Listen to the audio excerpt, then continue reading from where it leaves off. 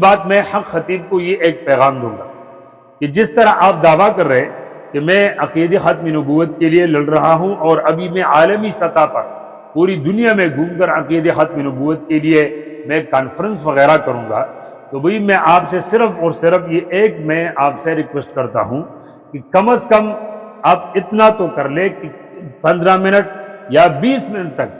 آپ عقیدہ ختم نبوت پر بیان کریں، اس میں قرآنی آیات پڑھیں، وہ آیتیں جس میں عقیدہ ختم نبوت کا بیان ہے، اور اسی طرح وہ احادیث اپنی بیان میں آپ بیان کریں کہ جس میں عقیدہ ختم نبوت کا بیان ہے عربی الفاظ کے ساتھ،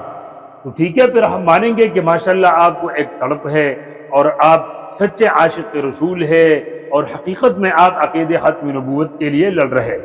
لیکن جس آدمی کو کلمہ بھی صحیح طریقے سے نہیں آتا، نماز کے الفاظ بھی یاد نہیں ہے، اس کو نماز جنازہ بھی یاد نہیں ہے، اور پھر قرآنی آیات اس کو یاد نہیں ہے، احادیث ان کو آتے نہیں ہے، اور پھر بھی وہ یہ دعویٰ کرے کہ میں عقیدہ ختم نبوت کے لیے لڑ رہا ہوں، تو بھئی یہ ایک جھوٹ ہے اور ایک فراڈ ہے۔ ورنہ میں اس کو چیلنج کرتا ہوں کہ آپ 15 منٹ یا 20 منٹ تک بیان کریں اور اس میں عقیدہ ختم نبوت کے بارے میں جتنی بھی قرآنی آیتیں ہیں وہ پڑھ لیں، اسی طرح وہ احادیث جس میں ختم نبوت کے بارے میں بیان ہے اس کی عربی پڑھ کر لوگوں کے سامنے تقریر میں سنا دیں، تو پھر آپ کا دودھ کا دودھ اور پانی کا پانی ہو جائے۔ لیکن یہ قیامت آ سکتی ہے مگر حق خطیب کی زبان پر وہ آیتیں اور وہ احادیث جس میں عقیدہ ختم نبوت کا بیان آیا ہوا ہے وہ نہیں آ سکتی، اور اس کی اصل وجہ یہی ہے کہ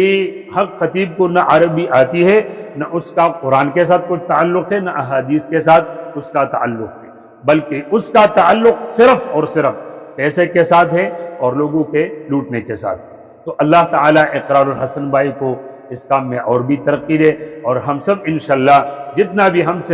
ہم سے ہو سکے گا اس کی مدد کریں گے، اور دعاؤں کے ساتھ بھی، اور انشاءاللہ اپنے ہاتھ پیروں کے ساتھ بھی اس کے ساتھ ہم شانہ بشانہ کھڑے رہیں گے۔ اللہ تعالیٰ اس کو ترقی دے اور حق خطیب جیسے لٹیروں سے ہم سب کو نجات عطا فرمائے۔ وآخر دعوانا ان الحمد للہ رب العالمین۔